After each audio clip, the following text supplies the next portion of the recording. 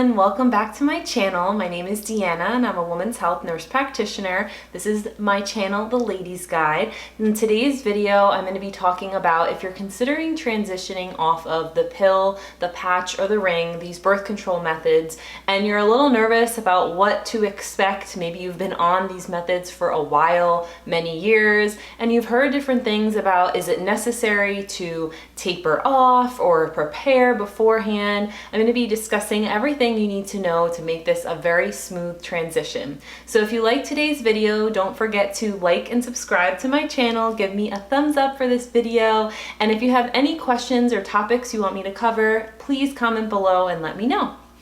So, if you have maybe been on the pill for years and years, I hear this very often, and maybe you're either considering getting pregnant in the near future, maybe you're just tired of how these methods are making you feel and you're not too happy with it, or you just want to give yourself a break. Maybe you've read different things about how hormones interact with the body and you're just ready to say, hey, let's try something else.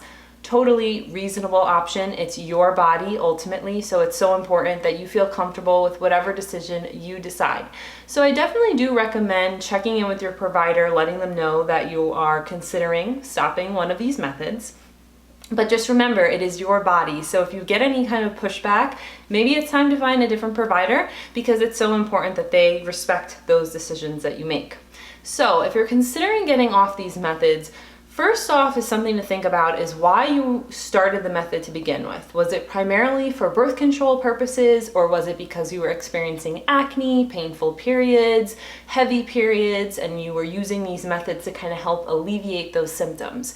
So if that is the case, expect those symptoms to return unless we kind of address those things, and that's what this video is all about, kind of prepping you to minimize the chances of things just going right back to what they were before. Because really, birth control, although it helps those symptoms, it doesn't actually treat the underlying reason for those symptoms. So that's why when you stop them, they return at full force, usually, if we don't do something about it. So number one is getting your diet in check, and I don't even like saying the word diet, just getting your food intake in check, that you are eating regularly throughout the day and that you're trying to eat as much whole foods as possible.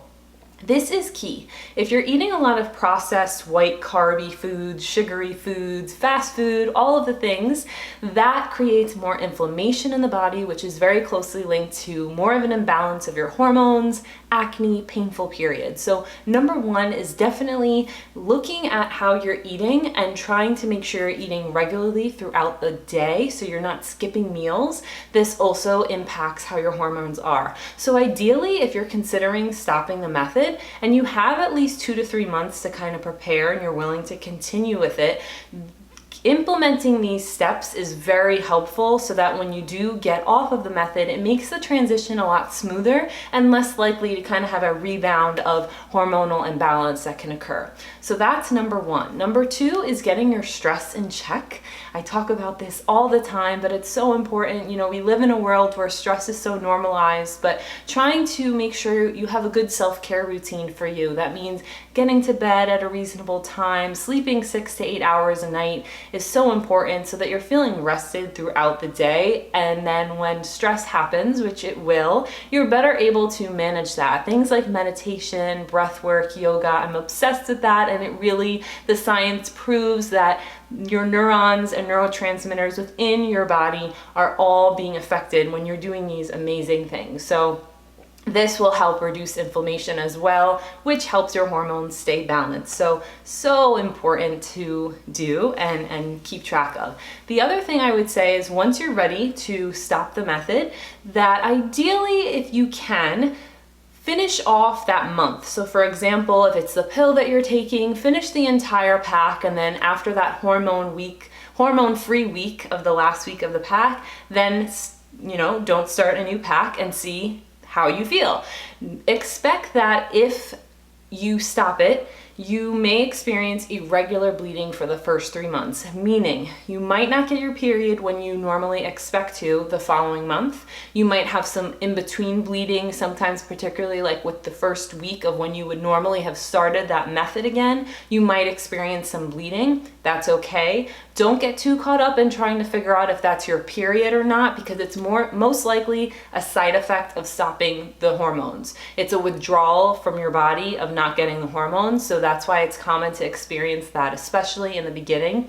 So just continue to monitor when you're bleeding, and typically by the 2nd to 3rd month, things should become balanced again where you are getting a period regularly. If not, it's important to check in with a provider to see what other things could be impacting why your hormones may still be out of balance. But starting with what foods you're eating throughout the day, kind of cleaning that up. Also, I will say staying active and having a good exercise routine. And if you have zero exercise routine, start with something small where you're doing like 30 minutes 2 to 3 times a week. Start small. It goes by so fast. And honestly, even if you get in a few minutes, if time is a big factor for you, a few minutes is always better than 0 minutes. So make that a point for yourself. That also helps tremendously with how your hormones are functioning throughout the body. It helps also reduce your stress level. It helps with PMS symptoms. It helps with your energy level. So many positives. So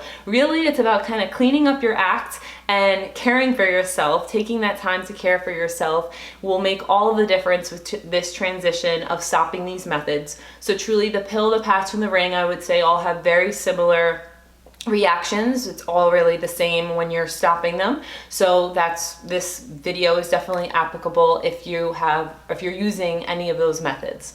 So I hope that you found this video helpful. If you have any additional questions of topics you want me to cover, feel free to comment below. I love hearing from you. Also, check me out on my Instagram. It's @_the-ladies-guide. Love interacting with you there. And I'm going to be sharing a lot of exciting news in the next few weeks with workshops and programs that I will be launching. If you are interested in working with me and learning more about your body, about your hormones, improving your fertility, a little bit of it all, I thank you so much for checking out this video. Again, don't forget to give me a thumbs up if you like this video and subscribe so you can watch future videos on all topics women's health, particularly hormones and fertility.